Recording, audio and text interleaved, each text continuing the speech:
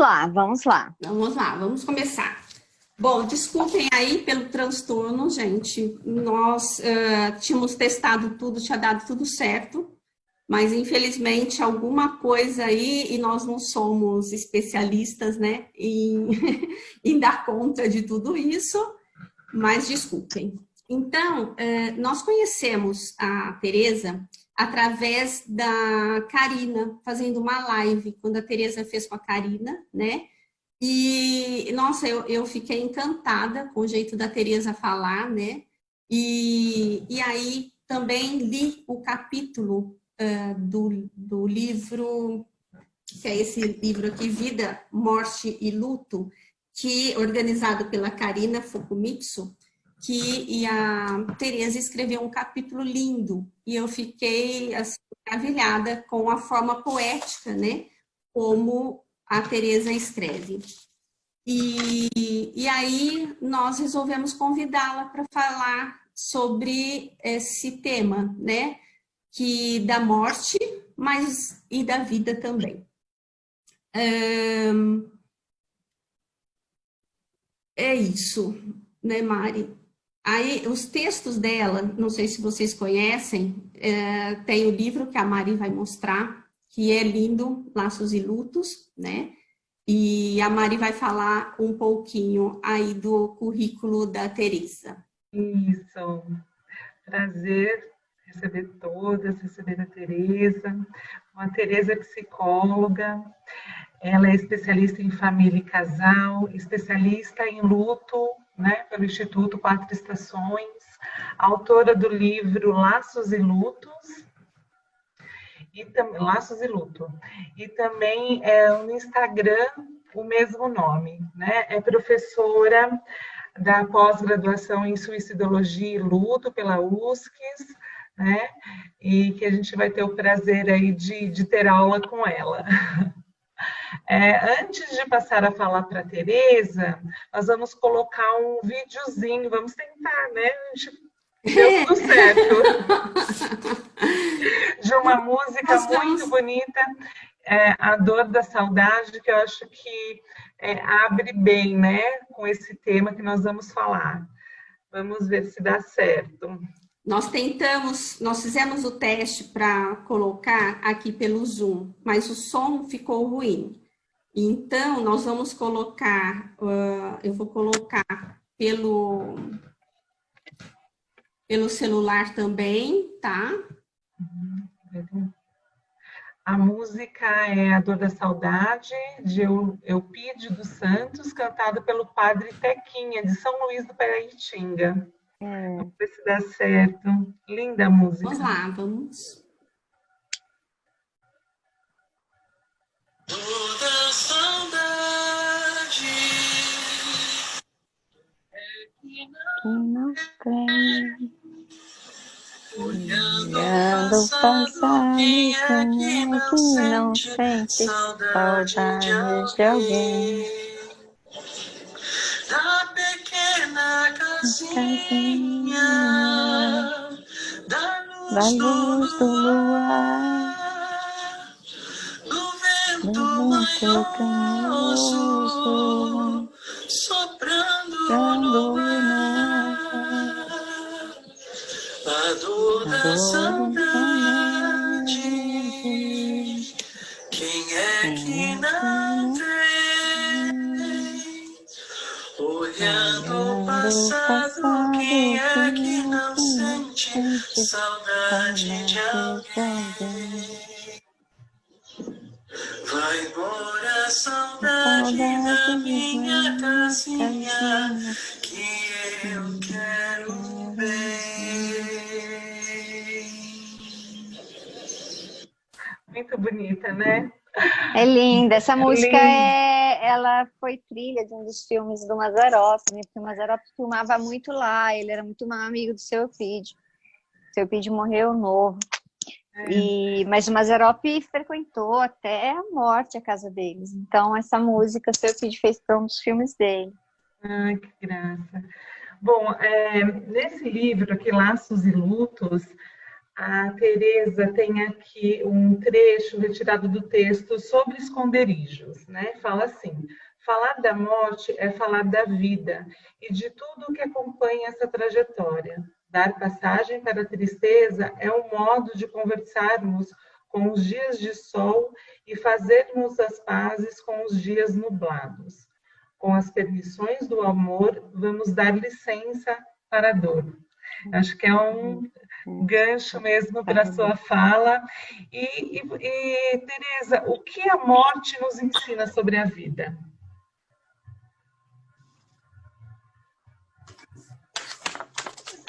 Quando a gente olha para ela ensina que a gente precisa justamente olhar para a vida. Eu acho que cada vez que alguém se despede, ou não, né, vai embora sem se despedir, faz a gente pensar o que nós estamos fazendo com as nossas horas em relação às pessoas que nós amamos e a nós mesmos. A gente, às vezes, tem a falsa ilusão de que há um aviso, né, para a chegada da morte. E que a gente sempre vai ter tempo de alguma coisa. O Rubem Alves fala muito disso. A gente vai fazendo projetos para quando eu aposentar, para quando chegarem as minhas férias, para quando chegar o final de semana. E eu acho que a morte conta que a vida acontece hoje, né, exatamente hoje. E que para ela dificilmente tem amanhã, porque ela acontece sempre hoje mesmo, sem esse aviso. Eu acho que quando há um aviso, né, como aconteceu com um professor meu da faculdade, e ele foi uma das pessoas que mais me impulsionaram internamente a fazer o curso de luto, ele morreu rapidamente de um câncer e foi a primeira pessoa que me deu permissão de acompanhar a morte dele. Né, Elias Bornai, uma pessoa inteligentíssima, transpessoal, maravilhoso. E ele dizia, né, a mulher dele estava grávida na época, talvez a Raquel que está assistindo até conheça a Cláudia, que mora em Ubatuba. E aí ele dizia o seguinte, ele falava, eu estou muito triste porque eu não vou ver meu filho ou minha filha nascer, mas eu estou muito feliz porque eu fui avisado da minha morte. Isso é um presente. Então, assim, ele me trouxe coisas, eu acompanhei ele até o final, ele me trouxe coisas, assim, inéditas mesmo, né? Apesar da morte fazer parte da minha vida de uma maneira muito intensa, eu perdi muitas pessoas, assim, da minha família de maneira muito trágica, acidente e tudo mais, ele foi a primeira pessoa que falou da morte, né? E eu achei aquilo muito bonito. Eu falei, pode ser assim, né? E com exceção dele, a minha avó, né? Que ela perdeu uma filha com 8 anos, teve todas as perdas, e ela sempre se referia às pessoas que morreram, inclusive a própria filha. Ela falava afinada Cacilda, ou a defunta Cacilda. Então, ela tinha uma relação muito boa com os mortos, né? Eles podiam, inclusive, virem com esse prefácio, né? Olha, é finada, não está mais aqui, mas está tudo bem. Ela sempre falou dos mortos. Então, eu acho que essas pessoas estão no meu caminho para lidar com a morte. E eu acho um presente trabalhar com pessoas enlutadas, com pessoas que estão com câncer, que estão em cuidados paliativos, podem ficar anos, mas, enfim, elas estão ali, a possibilidade da morte fica próxima. E eu acho um presente porque elas sempre me ensinam, né? A cada vez que eu atendo uma pessoa, o meu olhar fica mais aprimorado para as pessoas que eu amo. E Tereza, você criou, né, a página Laços e Lutos, né, depois que uma sobrinha tua morreu, isso? Na verdade, assim, meu marido tem uma única irmã que tinha uma única filha, né, a Anne. E a Anne foi para o sul para prestar um vestibular com a mãe, que elas iam passear um pouco, e ela internou logo no início da estadia dela lá, né? Ela conseguiu prestar o vestibular só de manhã, e ela faleceu em poucos dias. E foi até, assim, estranho, porque eu estava fazendo curso de luto, e quando eu voltei para as aulas, né, minha avó, com 91 anos, teve um AVC e ficou numa cama. E quando eu voltei para as aulas, né, a primeira aula eu lembro claramente, era a morte na juventude, né, na adolescência, na juventude. E aí eu não consegui, eu saí, né, porque a Anne morreu 17 de dezembro, as aulas voltaram logo no início do ano. E eu chorei, aí as pessoas saí da sala chorando, as pessoas me falaram, sua avó faleceu, eu falei, não. E aí, mais uma vez, eu falei, como se confirma isso, né? Porque para todo mundo, ela que teria ido. E não, foi uma jovem de 18 anos. E minha avó de 91 viveu muitos meses ainda. E aí, quando ela faleceu, né, minha cunhada era separada, morava sozinha, foi muita dor, e ela ficou na minha casa. E eu tenho só um filho também. Então, acho que raspou muito em mim essa dor. E eu acho que eu nunca vou presenciar uma dor dessa dimensão de uma mãe, né? Com todo respeito, porque eu acho que cada dor, né? Eu aprendi muito isso no Quatro Estações, né? Se eu não tenho um filho, a maior dor talvez seja perder uma mãe, que eu vivo com ela. Mas eu tô falando do que eu vivo, né? Eu não consigo, eu como mãe, imaginar uma dor que me percorresse de uma maneira mais profunda que um filho. E aí, com a estadia dela na minha casa, ela ficou uns 40 dias lá, que ela não conseguia voltar para casa, eu comecei a escrever e publicar, porque eu falei, nossa, as pessoas precisam desse espaço, né? Como é que você fala para uma mãe que não pode mais falar no filho, que já tá bom o tanto que falou? E aí foi assim que nasceu Laços e Lutos.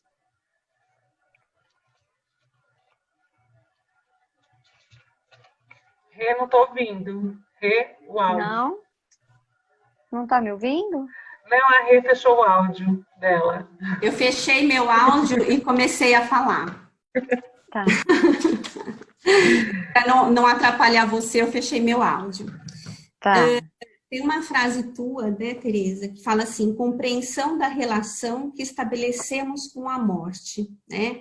E quando você fala disso, eu penso muito nos tabus, né, que a nossa sociedade tem de falar, né, sobre a morte. Como você pode falar mais um pouco disso, né, que falar sobre a morte e luto dificulta a travessia do processo, né, do luto. O que você poderia acrescentar sobre isso, falar um pouquinho? Eu acho que assim, é como, claro que numa dimensão muito mais intensa, mas eu acho que é como você ter um problema ali na tua vida e não querer olhar para ele, falar, eu não quero saber, só que ele vai continuar lá. Então, numa dimensão muito mais intensa, nós não olharmos para a morte, a gente fingir que ela não vai acontecer. E ela vai acontecer.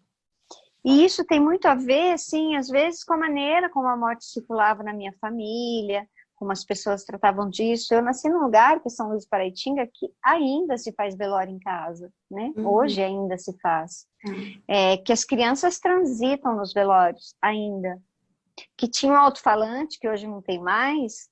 Eu me lembro, assim, com 10, 12 anos, que eu tinha alguma consciência, eu me lembro do alto-falante, a música, nós sabíamos que alguém tinha morrido e todo mundo parava, que é uma cidade muito pequena, e a gente falava, quem será que morreu? E a gente ficava esperando para ouvir. E como é uma comunidade porque é uma cidade muito pequena, é comum todo mundo ir ao velório, entende?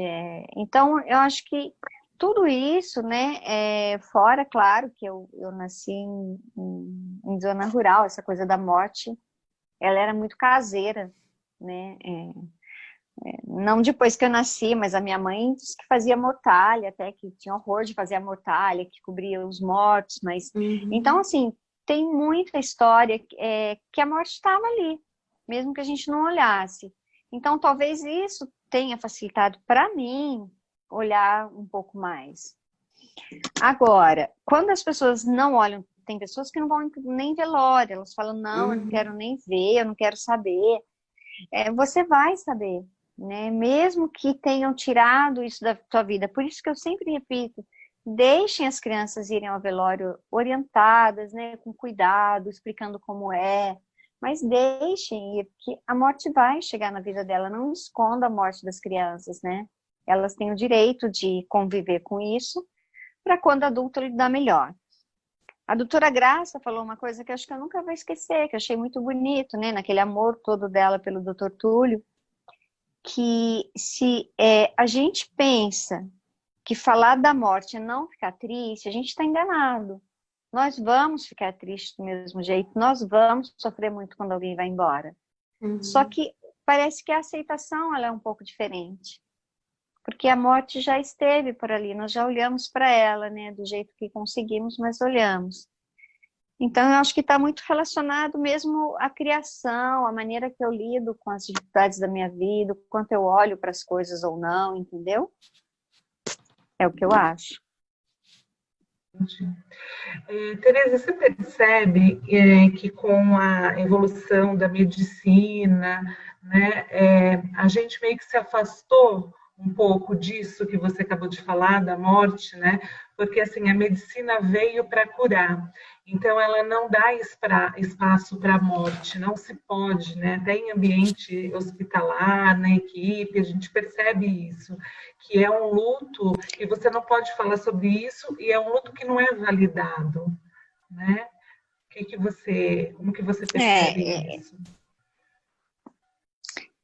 Eu penso que assim, começou de um jeito, né? Porque a gente olha as pinturas antigas, os médicos de família estão ali no leito de morte, está tudo bem, era um médico só, né? E era o médico de família mesmo que a gente falava.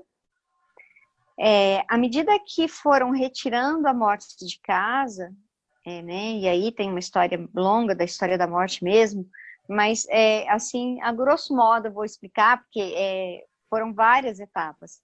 Uhum. Mas a partir do momento que a morte sai de casa, a gente começa uma questão de higienização, né? A morte começa a ser uma coisa que conta com esse componente de higienização, de morrer no hospital, de afastar de casa, de ir para o velório, não ficar na casa, né? Eu acho que tudo isso vem dizendo um jeito de lidar com a morte. E aí, eu não sei, antigamente... A medicina, eu acho que atuava de uma outra maneira, é claro. À medida que as coisas foram avançando e tudo mais, começou-se a... um médico se formava para curar e não para perder um paciente. Hoje, eu acho que nós estamos retomando, assim, muito essa questão da morte. Acho que os médicos estão se aproximando muito da questão da morte. Então, acho que a gente está fazendo uma retomada naquilo lá atrás, né? Do paciente ter nome, de eu saber quem é a família dele, de eu conversar com a família. Então, eu acho que a gente está retomando, de alguma forma a gente está retomando sim, né? É lento porque as pessoas, ninguém quer morrer, né? E por causa dessa coisa da medicina, a faculdade, né? A vida acadêmica precisaria ajudar muito. Mas nem a psicologia, eu acho que ela fala muito da morte. Assim, né? Você vai num curso de especialização, ok, mas ali, né? Então, eu dou aula aqui na Unital também, no curso de Psicologia Hospitalar, e é uma das perguntas que eu faço. Se você está aqui para lidar com alguém que está morrendo, então vamos falar, vamos pensar como é que você lida com a sua morte, com a possibilidade da sua morte, com as pessoas que você ama, porque como que eu vou atender alguém, ajudar alguém, cuidar de alguém se eu não quero olhar para a morte? Então, o médico, ontem até um médico maravilhoso me disse isso, doutor Ferretti. Ele falou assim, a maneira que o médico atende, Tereza, tem muito a ver com ele. Não é com o paciente, não é com ele, é como ele conduz a vida dele. E eu acho que é isso, né? Então, tem toda uma questão cultural, né, da morte ser um tabu, sim. Antigamente não se falava nem câncer, né? As pessoas falavam aquela doença, não fala o nome, não fala o nome, né? E hoje já se fala o nome da doença. Então, eu acho que, assim, a gente teve um retrocesso, se for pensar lá nos primórdios, médicos de família, morte em casa e tudo mais, e agora eu acho que a gente está retomando isso aos poucos, né? Aos poucos. Porque, como eu disse, é o medo da morte mesmo, né? E a onipotência. Eu tenho eu tenho, assim, sou muito solidária aos médicos, atendo médicos, é muito difícil para eles. Toda essa carga que eles veem que tem que curar, que não pode isso, que sabe, é muito difícil para eles também. Para toda a equipe, né? É porque a morte vem como se fosse uma derrota, né? Às vezes para a equipe. E o fracasso. Né? A morte é um fracasso, e ela não é. Ela é parte da vida, né? E ela pode acontecer, inclusive, com tudo que você estudou. Com certeza. Não é? Eu me lembro de um médico que perdeu a filha por câncer, ele falou, Tereza, a coisa mais difícil é você saber exatamente o que está acontecendo com a sua filha e você não pode fazer nada. Você pode ter todo o conhecimento do mundo, né? Você é nada naquela hora. E eu acho que é isso mesmo, né? Nós não temos esse controle, né? E a gente precisa controlar tudo. Ensinam que a gente precisa controlar tudo, e a gente não controla, né? A morte é uma delas. E aí a gente entra em contato com a finitude, que é tão difícil para a gente, né? Pensar que quem a gente ama tem um fim, que nós teremos um fim. E aí é aquela, eu falo que começa uma bolinha de neve, né? Com uma coisinha pequena e vai tomando uma dimensão muito maior de se falar sobre isso. E aí, Tereza, tem a questão do tempo, do luto.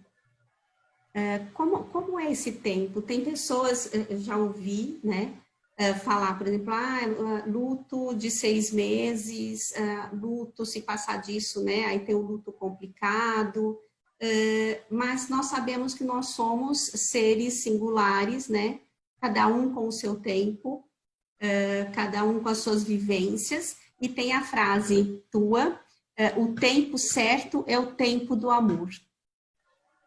Então, fala um pouquinho para a gente sobre esse tempo. Eu vou repetir o exemplo que eu sempre dou, porque eu não vejo uma clareza maior do que neles. Você tem 2 filhos, 3, um morre. Você pode falar de quem está aqui, mas de quem tem a memória você não pode falar. Então, o que é o tempo? O tempo é até o último dia da sua vida você poder falar desse filho. E você vai precisar falar dele até o último dia da sua vida. Não é justo que ele morra de novo na sua memória. Então, o tempo é exatamente isso. Ele é o tempo do seu amor. É parar de falar na pessoa? Não. Eu não tenho que parar de falar nela, né? Eu posso falar nela até o último dia da minha vida. A gente diz que o primeiro ano é mais difícil porque são os primeiros aniversários, primeiro Natal, primeiro Dia dos Pais, enfim, o primeiro tudo. Mas não quer dizer que depois de um ano esteja tudo bem. O que vai dizer se está tudo bem? Que eu tenha que ter terminado aquele luto. Hoje a gente não fala nem mais em aceitação do luto, a gente fala em adaptação.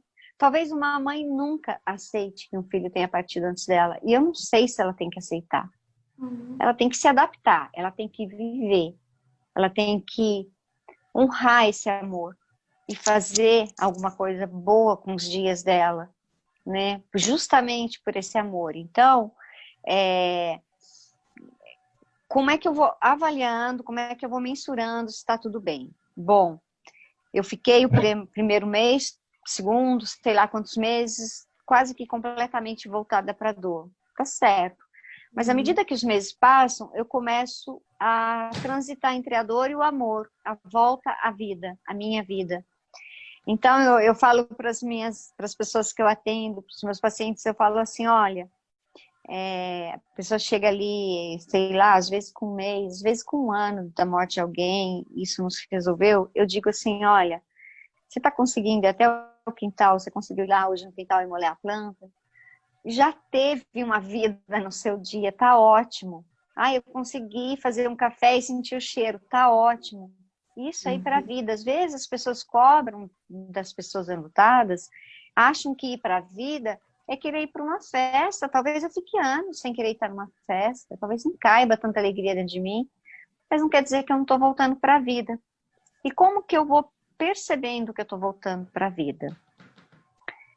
À medida que eu estou me alimentando, que eu estou dormindo melhor, que eu estou fazendo, sei lá, o dia tem 24 horas, eu durmo 8, mas eu pego 4 horas do dia, eu consigo ficar bem. Depois de não sei quanto tempo, 5 horas.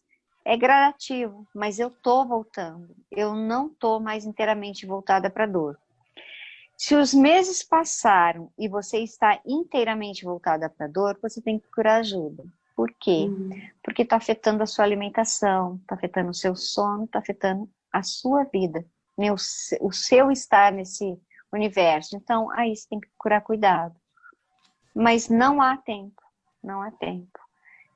A única coisa que a gente tem que estar atento é se foi para um luto complicado. Se passou meses e eu estou só na perda. Aí eu tenho que procurar ajuda, entendeu? E o outro exemplo que eu sempre dou Eu lembro que eu estava tendo uma conversa com estudantes, eu nunca vou esquecer isso. Um menino falou, né, um estudante de psicologia, ele falou, ai, meu avô faleceu há um mês e minha avó não para de falar nele. E assim, provavelmente a avó casou com 20, ela tinha 80, viveu 60 anos com esse homem, não sabia nem mais como que era viver sem ele. E aí eu falei assim para ele, ele falou, e ela não para, ela fica falando o tempo todo meu avô. Aí eu perguntei para ele, mas por que te incomoda eu falar no seu avô? Ele disse, porque ela tá lembrando dele. Eu falei, mas você acha que é sua responsabilidade fazer ela esquecer ou não? Ou que ela tá lembrando de qualquer jeito? Aí ele ficou quieto. Eu falei para ele, se fosse minha avó e eu tivesse tempo, o que eu faria? Eu pediria para ela fazer um bolo, levaria uma garrafa de café e passaria a tarde falando do seu avô com ela, é isso que eu faria. E aí ele entendeu, começou a dar risada, e é isso, gente, não é, tá tudo certo, falar de alguém não é que você, que tá tudo errado, é justamente que tá tudo bem, né? Agora, pode ter pessoas que não querem falar, elas têm uma dinâmica de não tocar, de não chegar perto de quem foi embora, então aí eu acho que até isso é muito singular, né? Mas não tem tempo, o tempo é você ir voltando para a vida aos poucos. Você não pode ficar só voltado para a dor, entendeu? Pela sua vida. E o que a gente estava falando um pouquinho antes, né, Tereza? A coisa do amor, né? Quanto mais amor a gente tem, parece que o tempo também, né, é maior para essa aceitação, que o amor é tão grande que a falta da pessoa acaba sendo às vezes maior, né? Acho que a dor é do tamanho do amor, vamos dizer, né? Sim. Que é o que o Colin Parks fala, né? Que a dor é o compromisso do amor mesmo, né? Eu só tô sentindo essa dor porque eu amei muito. Eu tô pagando de algum jeito, entre aspas, por tanto amor que eu recebi. Então, a dor, ela é também um lugar de gratidão. Alguém passou na minha vida e foi muito importante, mudou os meus dias, fez sentido quando eu levantava, quando eu ia dormir, quando eu fazia alguma coisa. E aí, de onde essa pessoa sai quando ela vai embora, né? Se a gente pensar nessa senhora de 80 anos, esse marido devia ser tudo, devia ir no supermercado, devia ir à padaria, farmácia, no culto, na missa, sei lá, com ela. O café da manhã, ele era a companhia. O programa de TV que falava de alguém que estava lá na TV era com ele. Então, assim, ele deixa muitos lugares vagos, né? Um filho que parte, ele deixa muitos lugares vagos. Uma mãe, um pai que vão embora, deixa muitos lugares vagos. Então, olhem para os lugares que essa pessoa se despediu. A despedida não é a pessoa só sair. É todos os lugares que ela deixa de habitar. Né? Isso que as pessoas têm que entender. E a gente está... então, eu lembro de uma pessoa que me falou, Tereza, a primeira vez que eu entrei, ela falou, eu fui casada há 40 anos, eu nunca fui ao supermercado sozinha.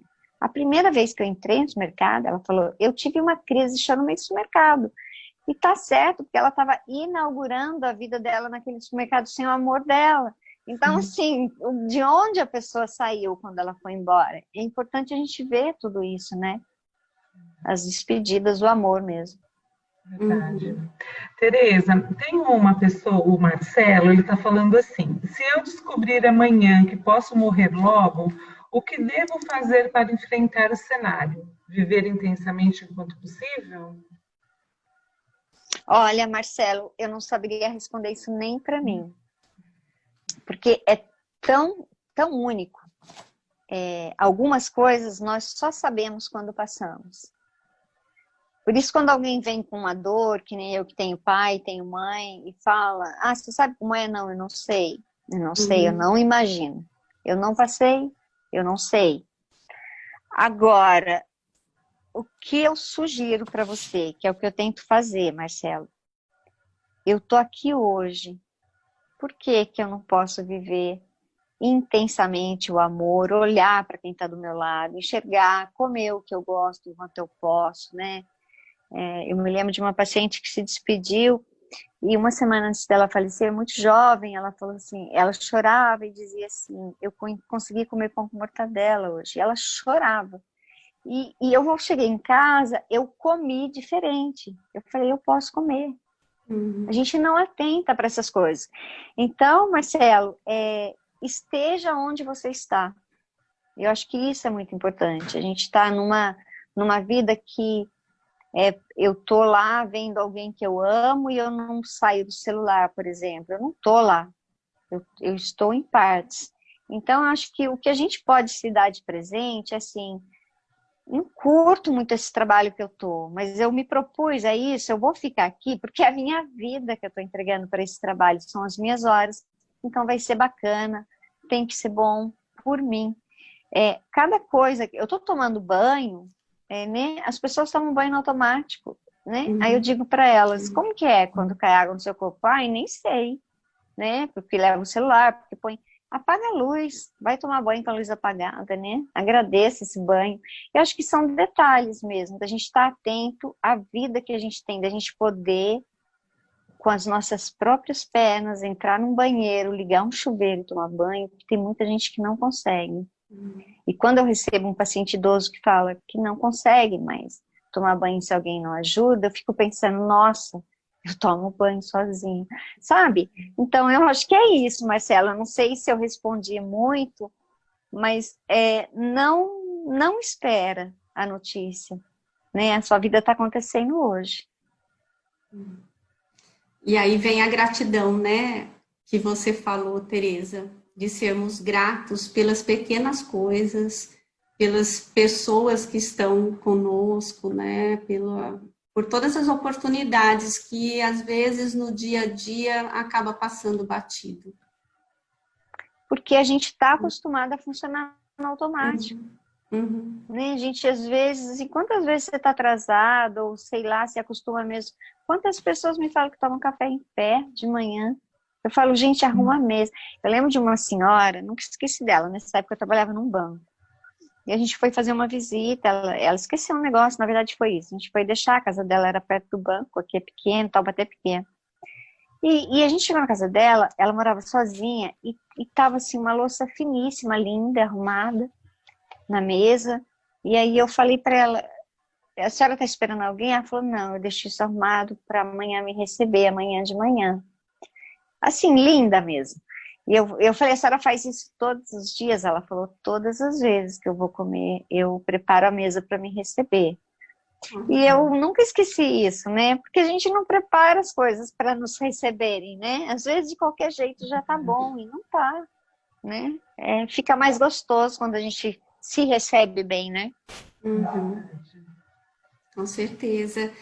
Você falando isso, me veio à cabeça quando a gente não percebe e não se doa, né, tanto para a gente como para o outro, e a pessoa, por exemplo, morre, como vem a culpa também de não ter dado mais atenção, de não ter feito mais, e aí junto com o luto, essa culpa, fica complicado, né, lidar com a situação. Olha, às vezes essa culpa, ela vem até quando você é o seu possível. Porque a culpa é como se eu pudesse, como se eu tivesse, a Karina fala muito bem isso, né? Que onde tem culpa tem uma dívida, então é como se eu tivesse ficado devendo. Então é sempre importante a gente pensar, retroagir e falar, será mesmo que poderia ter sido mais? Talvez poderia. Então, olhar, e se faltou, aí eu acho que é uma outra questão, e aí você vai viver com essa culpa e vai lidar com ela, porque daí ela talvez esteja certa de estar ali, né? E acho que aí você tem que resolver essa culpa, né? Ou procurar ajuda, ou resolver. Mas se você sabe que você foi insuficiente, poderia ter sido suficiente, é uma coisa. Agora, o que acontece muito é de você ter sido o suficiente, de acordo com o seu possível, e falar, eu podia ter feito mais. Então, retroage, veja por que você não fez mais. Às vezes teve um motivo, um trabalho corrido, criança, escola, não sei. Às vezes tem vários componentes que não permitiram que você estivesse ali como você gostaria. Nem sempre é porque você não quis.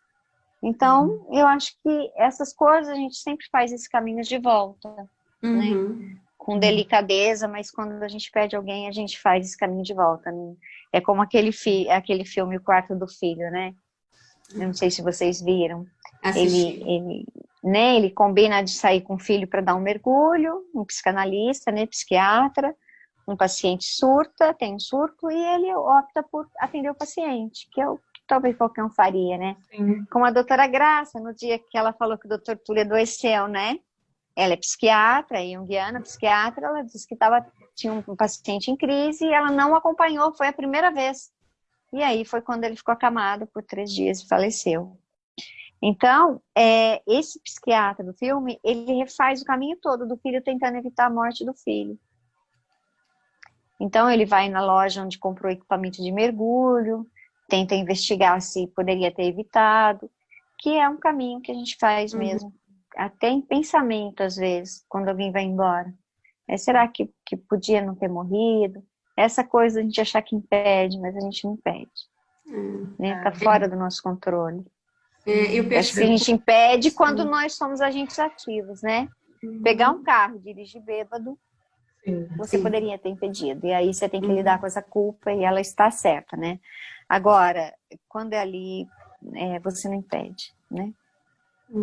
E a culpa lidar com ela, se ela existiu, né? E ela pode ser real também, né?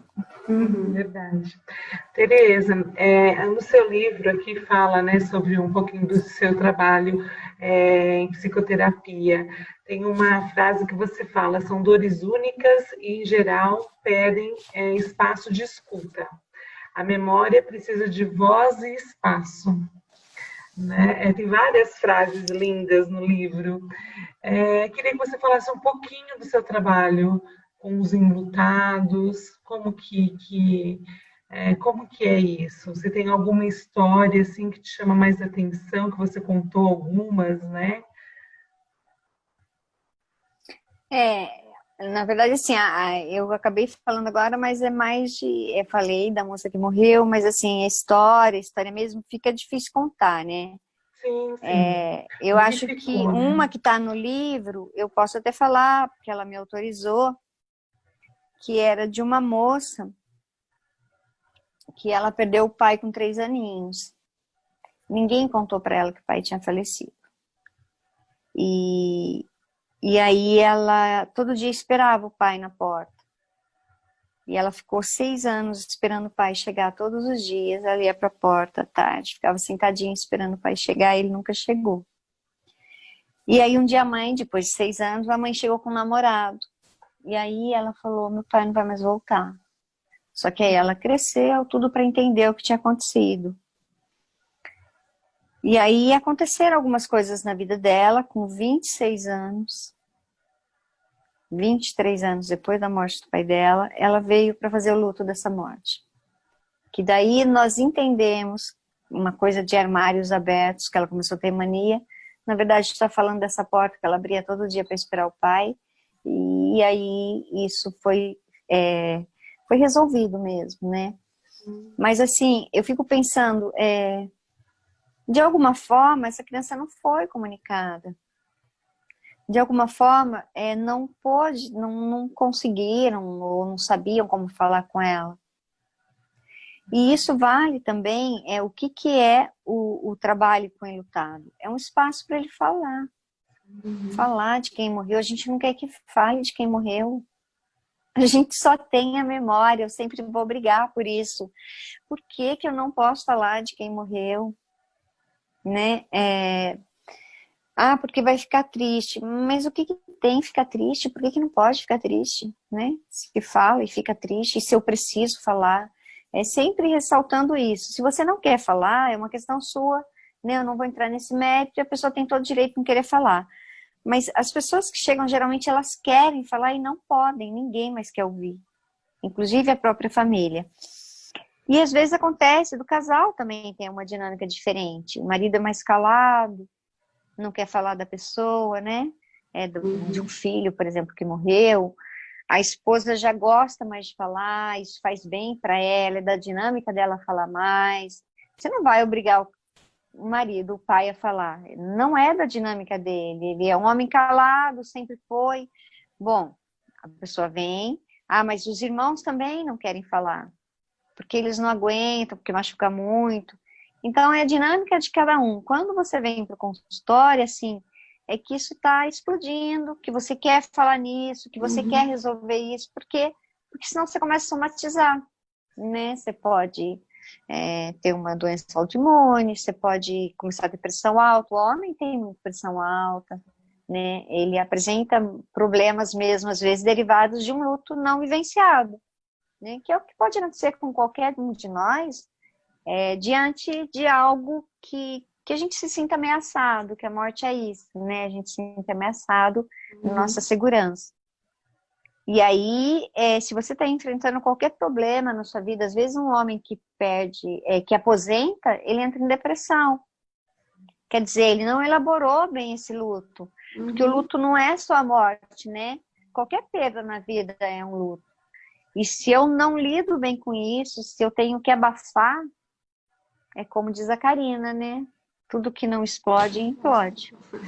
Então, o trabalho com enlutado é isso, é a pessoa vir, falar das coisas, falar de quem morreu, falar da dinâmica familiar, como cada um reage, e a gente vai auxiliar nisso, entendeu? Vai mostrar os caminhos, até entender as pessoas daquela casa, como cada um está reagindo, né? Não só a si mesmo.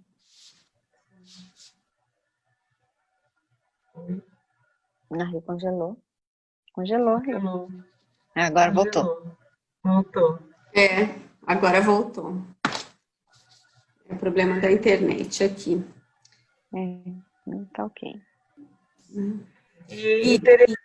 Oi, pode falar, Rê. Não, eu ia falar como agora com essa pandemia que nós estamos vivendo. Era exatamente isso que eu ia falar. Pode falar, Rê.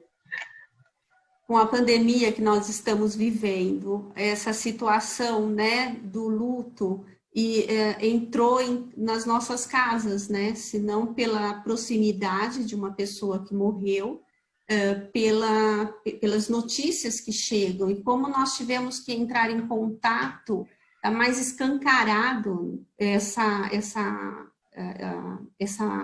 o lidar com a morte, né? A morte está chegando para a gente de várias formas. Você está dizendo assim, em relação à morte, ou nesse contexto, como ela muda a questão do luto? Acho que eu não entendi. Que nós falamos no início dos tabus, né? Que nós temos essa dificuldade de falar sobre a morte, de falar sobre o luto, é um assunto, agora mesmo você tá falando, proibido. E agora, com a pandemia, a gente está sendo obrigado, tá aqui na nossa cara, né, a morte. A gente vê nos noticiários pessoas morrendo, passou de 100 mil, como isso parece que vai chegando perto, como as pessoas ficam assustadas de dar de cara com a morte, né? Tão próxima, que pode bater na sua porta, né? Tá todo mundo sujeito. Sim, entendi. Eu acho que tem duas pontas, sabe? Eu fui fazer um exame ontem e eu fiquei, assim, assustada como estava o movimento nas ruas, assim, né? E aí me disseram que tá assim, que tá tudo cheio, que tá tudo legal, todo mundo de máscara, ok. Mas Taubaté tem vários casos do tamanho da cidade, eu acho. E aí eu fiquei pensando, são duas pontas, tem os que estão em pânico, que, assim, estão criando manias mesmo, sabe, assim, manias disso, de aquilo, assim, que tá tomando conta da pessoa, que tá pondo ela em sofrimento, e tem os que negam, que estão na outra ponta, e que deve ter um motivo para negar, que eu não vou morrer, por exemplo. Né? Eu acho que não é proposital. Eu vou lá, vou sair, porque comigo não acontece nada, e isso é mentira, não. Eu acho que tem um processo de negação mesmo, quando você não se cuida, quando você sai, quando você põe outra pessoa em risco da sua família, que não é uma escolha sair, né? Você pode não sair. Então, as pessoas, acho que inicialmente, elas ficaram mais assustadas, ficaram mais ligadas na TV. Hoje, acho que as pessoas estão diminuindo isso, até porque é um excesso de informação que era tudo novo, que é assim, né? Uhum. E aí tem o risco mesmo de banalizar. Agora, as mortes, as notícias estão chegando e tudo mais. Eu não sei se as pessoas estão olhando para a morte por conta disso. Uhum. Eu não sei. Eu acho que olha quem já olhava. Acho que olha quem perde uma pessoa próxima, ficou sabendo de alguém que amava e fala, nossa, pode acontecer aqui. Uhum. Claro que numa proporção imensa, muito mais imensa, né? Mas é como eu sempre vou dizer, eu acho um absurdo alguém beber e dirigir, eu acho um absurdo. Uhum. Você sabe que você pode colocar a vida de alguém em risco e você faz. Mas você não sabe que você pode morrer ou matar alguém? Não, mas eu bebi só um pouquinho. Será que não tem esses processos parecidos? Eu acho que a diferença é que agora é uma coisa que dirigir bêbado eu controlo, mas o corona não. Se eu for contaminada, eu não tenho esse controle. Eu posso ser contaminada a qualquer momento. Então, eu não sei. Eu acho que estão nas duas pontas. As pessoas que têm muito pavor, as que têm do meio que falam, não, eu vou cuidar, vou sair com cuidado, só se for necessário, mas não entra em pânico. E as que negam. Uhum. Eu percebi, assim, no início da pandemia, né, um maior, vamos dizer, medo. Depois parece que foi relaxando, né? Isso foi o que, a minha percepção, na verdade. A Que minha no também início foi foi essa. muito, muito mais assustador, né? O Isso. contato com a morte ali. Porque via na Itália, via na China, né? E as pessoas pareciam muito mais sensibilizadas com o que estava acontecendo lá fora do que quando começou a acontecer aqui dentro. Essa foi a percepção, né? Não generalizando, evidente, mas e as duas pontas que você falou, realmente. Percebo Eu também. acho que a maneira de lidar com a morte, ela vai estar ali como ela estava, mais intensa. Né? Se eu era uma pessoa que tomava muito cuidado com as coisas que eu fazia, de não colocar ninguém em risco e não me colocar em risco, eu continuo. Se eu era uma pessoa que qualquer coisa me assustava, isso vai me assustar de maneira muito maior. E se eu sou uma pessoa inconsequente, que não ligo muito para as coisas, que não penso nelas, isso também vai acontecer. Eu acho que o que mudou foi o luto, né? A maneira de viver esse luto, né? Esse isolamento, não poder ter o abraço do outro, não poder ter os familiares ali com você, ter que criar formas alternativas, sejam virtuais, seja colocando alguma coisa na porta da sua casa. Eu acho que isso mudou. Você tá mais só, né? E como o ritual é importante também, né, nesse processo de luto, essa despedida. Muito. O ritual, ele vai significar sempre uma passagem, né? Seja na alegria ou na dor. Então, quando eu tô ali só, então as pessoas estão mandando, assistindo o velório por vídeo, elas estão criando alternativas para se sentir próximas uma das outras. Porque eu fazer essa passagem de uma forma muito solitária, sem amparo, é como se eu não tivesse mesmo esse apoio na minha passagem, nessa travessia desse luto que eu estou fazendo. Então, eu acho muito bacana que a gente esteja atento para quem está perdendo alguém, para não deixar nessa solidão, né? Sim, é verdade. E todos os rituais, eles são importantes, né? Essa validação da sociedade, da comunidade, o abraço, tudo isso, né? É importante para passar por esse momento. E aí vai sempre ser de acordo com o que é importante para você. Por exemplo, tem pessoas que não precisam, vou falar da alegria, não precisam de um casamento com roupa na igreja. Ela vai morar junto e para ela, se ela juntar as pessoas ali e fizer um jantar, tá ótimo. Ela fez um ritual de passagem. porque é um ritual de passagem. Algumas pessoas, elas realmente não fazem questão do velório.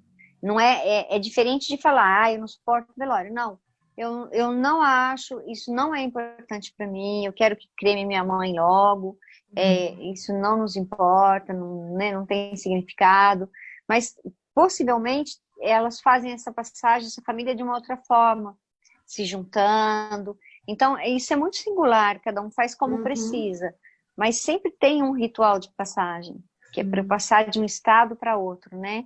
Eu era casada, sou viúva, né? Eu tinha minha mãe, eu sou órfã. Então, assim, tem uma passagem. E o ritual vem dar um significado, vem significar essa passagem. Te ajudar nela, né? Verdade.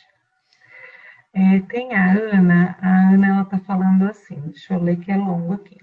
Esse processo não é simples e nem tão claro enquanto estamos vivendo os momentos de finitude. Atribuir sentido à diversidade da minha vida. Oi? Tá ouvindo? Travou? Eu tô ouvindo. Oi. Ah, tá. Nada acontece por acaso. Acredito. Tá travando. Que tá. Para mim, não. Não, então tá. Nada acontece por acaso. Acredito que profissionalmente já estamos há um tempo nos preparando para acolher as pessoas nos momentos difíceis. Ao mesmo tempo, também nos preparando para as adversidades da vida e do fim da vida, seja do outro ou a nossa, ou de quem está ao nosso lado. Não é fácil. Nesse momento que a alma pede para a gente se aquietar, fazer silêncio interno e conhecer a nossa resiliência, assim estamos em contato com a nossa força. É um comentário da Ana. Bonito, Ana. Eu acho, eu também concordo com você. Para mim, o silêncio, ele traz muita paz. Eu preciso dele, né? E tem gente que precisa do barulho, né? Cada um tem um funcionamento. Eu preciso do silêncio, eu me fortaleço no silêncio, né? Quando alguma coisa acontece, não sei, eu acendo incenso, ponho nem que seja uma música de viola, que eu adoro, tem coisas que me dão paz mesmo. Mas eu preciso ficar comigo, sem ninguém falando, sabe? Então, eu acho que é o sagrado de cada um, né? A gente tem que procurar onde está o nosso sagrado, onde ele mora, o que me dá paz. E isso independe de religião, né? Isso depende da sua alma mesmo, do que ela precisa. Então, eu acho muito bonito o que a Ana falou. Eu acho que é uma questão de resiliência também. Eu acho que essa pandemia está contando para a gente como a gente lida com frustração, né? Então, você não pode juntar seus amigos em uma balada, mas eu quero. O cara tem 20, bom, mas você quer, mas não pode. Então, assim, como é que eu vou lidar com isso, né? Eu acho que está contando isso pra gente. Você tem que ficar em casa, você tem que ter paciência, está ensinando a gente a ter uma relação com o tempo. Que talvez, se você não perdeu alguém, ou se não viveu alguma coisa que você precisa fazer ter essa paz com o tempo mesmo, talvez você desconheça. E eu acho que muita gente tem me dito que nunca teve que lidar com o tempo dessa forma, porque criava alternativas, tipo, eu tô com um problema, não quero pensar nele, vou sair, dar uma volta, vou não sei o quê. Bom, agora eu vou sair, dar uma volta, vou onde? Não, eu vou ter que pensar nisso, eu vou ter que sentar, eu vou ter que resolver isso dentro de mim.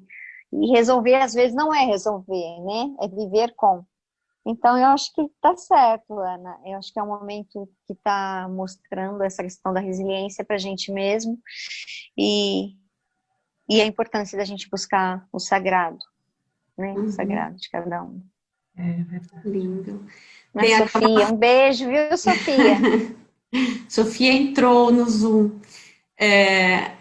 Tem uma frase sua também, né? Amar na ausência é espalhar esse amor no mundo, encontrando lugares de paz. Você falou de paz, né?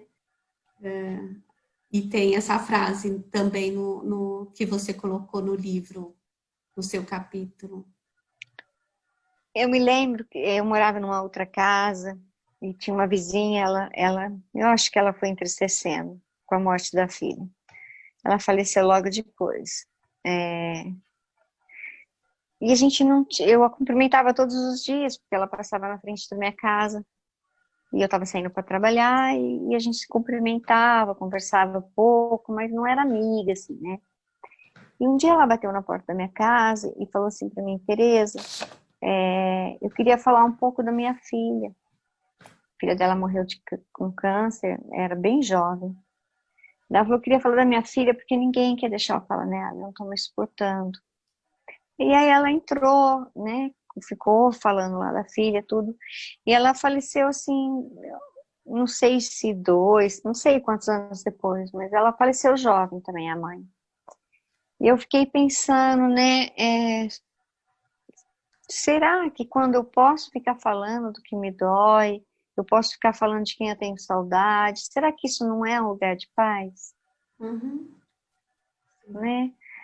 Eu sempre me lembro dela, né? Porque eu fico pensando como deve ter sido difícil para ela não poder falar da filha. Eu fui fazer uma conversa sobre luto em São Luís e aconteceu uma coisa assim, muito bacana. Uma das pessoas que tinha perdido um filho há uns 10 anos, eu não vi, né, me contaram. Ela nunca tinha postado nada do filho. Depois da nossa conversa, ela postou uma foto. E aí alguém que eu conheço, muita gente lá, me falou: olha, acho que você fez mal para ela. Eu falei: por quê? Porque ela nunca postou. Ela postou uma foto do filho. Eu falei: nossa, eu fico muito feliz. Eu dei existência para o filho dela, que vocês obrigaram a matar, sem saber, né, de novo. Então, assim, eu fiquei muito feliz. Eu fiquei pensando, imagina quanto... e aí a mãe... Eu falo mãe porque a mãe, ela é mais insistente. E as pessoas têm que pôr isso na cabeça. Uma mãe vai insistir em estar com o filho até o último dia. Né? Algumas perdas, talvez... Vamos pensar, se perde a sua mãe e você é casado. Mudou alguma coisa no seu dia a dia? Não. Você vai sentir falta da pessoa naquela hora que você ia na casa dela e tudo. Mas a sua esposa, os seus filhos estão ali, isso não mudou. Mudou para a viúva, mudou para o viúvo que estavam lá naquela casa. Eles ficaram sós. Então, o que as pessoas têm que pôr na cabeça é: onde a pessoa vai embora é onde eu vou sentir falta. Se os lugares são muitos, eu vou sentir falta em vários lugares. Então, uma mãe que fica 10 anos sem poder colocar nada do filho, onde ele está? Só dentro dela, ela não pode nem falar que ele existiu, né? Então, as mães, elas são insistentes porque elas postam, e as pessoas falam assim: nossa, não para de postar a foto do filho. Mas por que tem que parar? Você não está com seu filho na sua casa? Você não posta a fala todos os dias ao vivo? Então, esse é o jeito dela postar a conversa com ele, dela estar com ele. Eu acho que é isso, que a gente coloca mesmo um modelo para o outro viver a dor, né? Para o outro viver a saudade. Eu acho que a saudade boa Eu lembro que uma vez, até comentei isso hoje com uma pessoa. Fazia um ano que a Anne tinha falecido e eu falei alguma coisa da Anne. E uma colega, onde eu trabalhava, falou assim: você não consegue superar isso, né? E daí eu falei assim: olha, eu consegui superar, tanto que a Anne pode estar aqui com a gente agora. Eu acho que você não consegue superar quando alguém morre, porque você não pode tocar o nome da pessoa. Eu falei gentilmente. Ela falou: você é muito grossa. Eu falei: não, eu não sou grossa. Eu só estou te contando que você tem uma questão com a morte, mas que não é minha, é sua, né? E você que tem que resolver. E aí a pessoa acha que quem está falando de quem morreu tem problema. Não, não tem, gente. Não tem. Então, eu acho que essas coisas têm que ser sempre esclarecidas. Com certeza, né? porque cada um é cada um, né? Olha lá, Raquel contando que sempre posta fotos da filha dela. Poste mesmo, Raquel, sempre. Faça isso. Eu sempre falo do João Cândido Portinari, porque o João Cândido, o João Portinari, ele posta fotos da filha dele todos os dias. Todos os dias ele posta alguma coisa, um vídeo. Eu acho super bacana. A Sofia também está falando que ela sempre posta da mãe e do irmão. Eu acho que é isso. Por que eu não posso? Por que eu tenho que, né? Como diz o Miyakoto, o esquecimento é a derradeira morte. Por que eu tenho que, né, entregar essa morte de novo para uma pessoa que eu amo? Não, deixa ela ficar. Tá tudo E tá bem, presente, né? Tá presente na nossa vida. Ela está, e ela né? tem o direito de estar. Eu tenho uma história Exato. com ela, né? Com certeza. A Mariana tá falando que tem A página. a página da filha. Olha que bonito. Isso. O que mais que colocou aí? O Marcelo, queria que a Tereza comentasse o verso de mestre Chico Buarque. A saudade é arrumar o quarto do filho que já morreu. Uma leitura clara e coletiva. Deu para entender? Olha, Marcelo, eu amo Chico Buarque, né? E eu fico pensando que alma é a desse homem que ele conseguiu nomear a saudade através de uma mãe que arruma o quarto do filho que morreu. Para mim é de uma intensidade que um dia eu gostaria de perguntar para o Chico, mas assim, eu acho que é o retrato da dor. Qual é o retrato da dor se a gente olhar o catolicismo? É Maria segurando Cristo. É uma mãe segurando um filho, né? Vai além da religião, mas é o retrato da dor. E o Chico, acho que ele colocou nisso um retrato da dor para ele. Né? Essa música dele, que é Pedaço de Mim, né? Não é? Esqueci o nome. Eu acho que é Pedaço de Mim. Ele vai falando da dor, das várias faces da dor. E uma delas ele fala isso, né? Que saudade de arrumar o quarto do filho que já morreu. E eu concordo, eu acho que é dilacerante arrumar o quarto de um filho que morreu. Né? A Sofia sabe, né? O irmão dela morreu tão jovem. E as pessoas da casa dela, com certeza, né? Sabem do que é entrar nesse quarto, do que é arrumar esse quarto. Então, por isso que às vezes tem pessoas que levam um tempão para arrumar o quarto de um filho. Né? Eu já tive pessoas que levaram 1 ano sem entrar, tem gente que entra todo dia. Não tem regra, né? É o que eu aguento, é esse tempo, sabe? Que às vezes eu preciso dele mesmo. Ou como o João Cândido Portinari, que não mexeu em nada do quarto dela porque ele quer manter. E tá tudo certo. Né? Então, não sei. Cláudia. A Cláudia tá falando. Né? Eu não consigo ler tudo. A Cláudia está falando, a Tereza, com sua delicadeza, postou minhas histórias de perdas na sua página Laços e Lutos. Foi, que a Cláudia perdeu a irmã, né, Cláudia? E perdeu o marido, super jovem. E aí a gente colocou no site o relato da Cláudia, como colocou da Sofia com a mãe. Né? E a como Cláudia é colega também, psicóloga.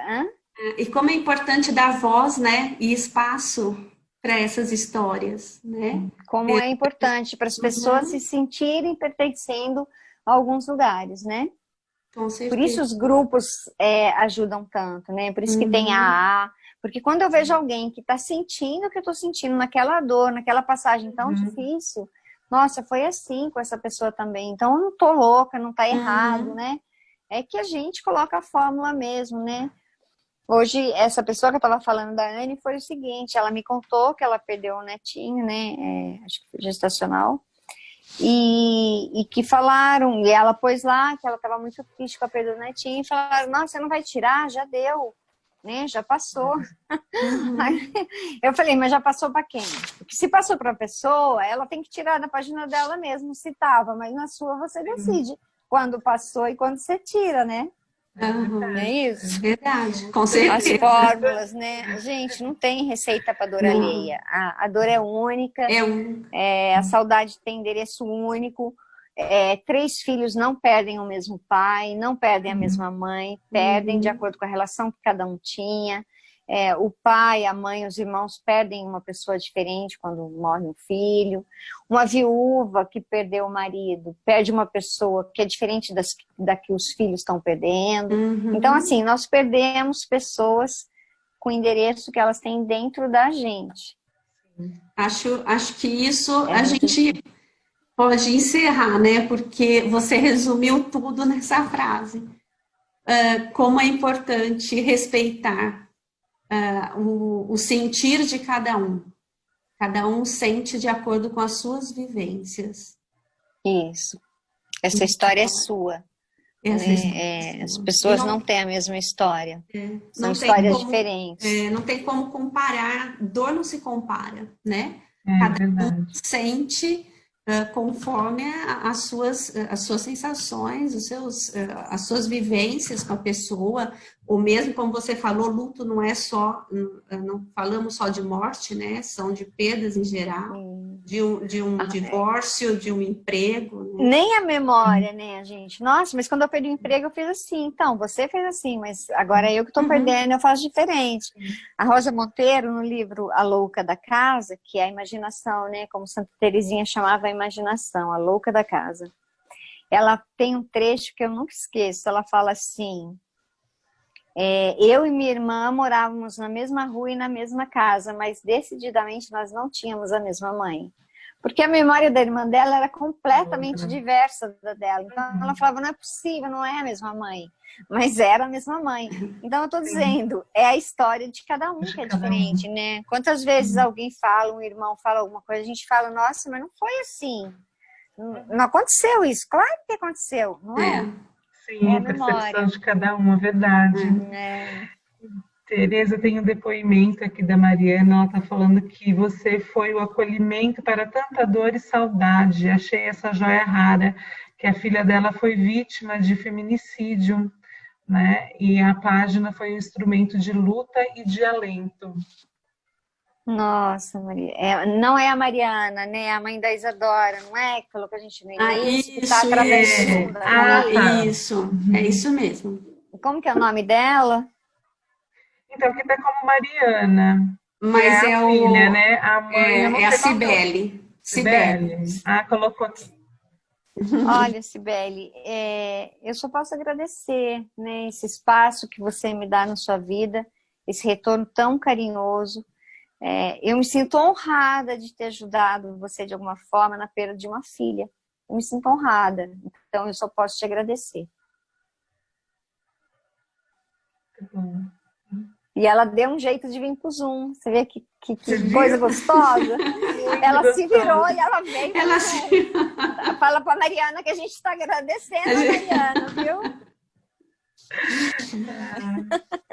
Bom, o tempo passou rápido, o assunto, né, é um assunto bem que dá para ir por muito mais tempo, mas aí acho que nós já podemos encerrar, né?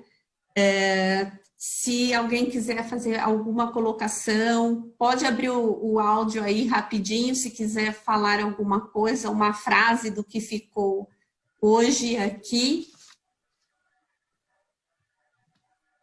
Vou deixar todo mundo aí aparecendo, se quiser abrir. Se quiser abrir o vídeo, acho que é uma Cibele, forma, nós vamos curtir, sim, a sua página. Qual que é a página dela? Deixa aqui pra gente o nome da página, pra gente entrar e curtir, acompanhar você. Justiça para Isadora. Convido vocês a curtirem minha página Justiça para Isadora. Tá, gratidão por vamos lá. vocês. A Ana falando só gratidão. Muito bom te ouvir, a Sofia. Oi. Oi, pode falar. Logo no começo da conversa, que a gente estava falando dos doentes que morrem com câncer, né? Eu perdi minha filha, vítima de um câncer, e eu assisti uma live com a Ana Michele, a Anami, do Paliativas, né? Que ela é maravilhosa. Maravilhosa. Uma coisa que me tocou muito, porque eu nunca admiti falar que a minha filha perdeu a luta contra o câncer. Eu não admito isso, porque não foi uma luta. Porque se fosse uma luta, ela teria vencido, né? E ela escreveu um dia na página dela uma frase que eu jamais vou esquecer, que foi um alento para mim. Ela fala: quando a pessoa morre, o câncer morre também, ele não vence. Nossa, bonito, Raquel. A Ana é maravilhosa mesmo. E o paciente com câncer tem isso, né? Parece que é uma luta que ele tem que travar e que depende dele. E você tá certíssima, não é verdade. Às vezes o câncer vem e não tem luta que seja possível mesmo. Então, assim, meu respeito, viu, Raquel, por essa perda. Aliás, meu respeito por todas... Acho que as pessoas que estão aqui, de alguma forma, passaram por uma perda, né? Sofia... mandar um beijo. A Sofia é uma amiga querida aqui de Taubaté, psicóloga também. A Cláudia, que também é colega. Raquel, muita gratidão por você estar aqui. Em breve a gente se vê. A Cibele, obrigada por estar aí. O Marcelo com as perguntas dele. Eu acho que foi, assim, muito bom, né? Eu sou muito grata a vocês. Acho que qualquer espaço que tenha para a gente ir lidando com a saudade já é um espaço sempre bem-vindo, né? Sim, Com certeza. Esse é o nosso papel enquanto sociedade mesmo, psicólogas, né? De abrir esse espaço para essas trocas, né? E com certeza foi um bálsamo mesmo, né? Foi lindo e chegou, né? Não conseguimos no Face, mas a gente vai também colocar lá depois e para as pessoas também interagindo, enfim, né? E essa semana a gente coloca que tem, assim, páginas lindas aqui no Laços e Lutos, né? Quem não conhece, é lindo. Ela fala de uma forma poética, de forma tão doce, né? E tão leve. Muito obrigada, Tereza. Obrigada a todos. Obrigada a todos. Por estarem com a gente. Eu vou ler uma frase para a gente encerrar da Tereza, que está nesse livro Vida, Morte e Luto, que ela tem um capítulo, tá? E é assim: e o que faremos do nosso amanhã? Sair dos escombros e arrumar os cômodos da alma pede conversas com a morte, como meio de fazermos as pazes com a vida, compreendendo que os nossos amores saíram do alcance de nossos olhos e passaram a residir no nosso coração. Onde formos, estarão conosco. Então, eu acho linda. Bom, eu fui lendo o livro Laços e Lutos aqui, e eu gosto muito de grifar, né? E são várias aí as frases, o jeito tão sensível que a Tereza coloca sobre o assunto, né? Então, acho que a gente acreditar nisso, né, que onde quem a gente ama já é nosso, né? Talvez não no sentido de posse, jamais, mas já é nosso, a gente já carrega, a gente nunca vai conseguir deixar. É verdade. É isso mesmo. Mas acho que isso é um alento. Gratidão a todos vocês, e depois nós vamos nos desculpar aí pelos outros que não conseguiram entrar, que tinha muita gente que tinha falado, mas não conseguimos fazer a transmissão pelo Face, mas nós vamos postar lá no Face a gravação que a gente gravou aqui. A Sofia você faz Gestalt? Tereza, eu faço. Oi, sou. Tô conhecendo. Eu falei, vou aparecer, vou mandar um beijo. Legal. Querida.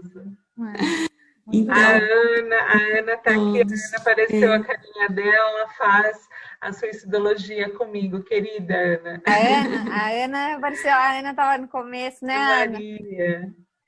A Ana que escreveu aquela falando sobre Maristela.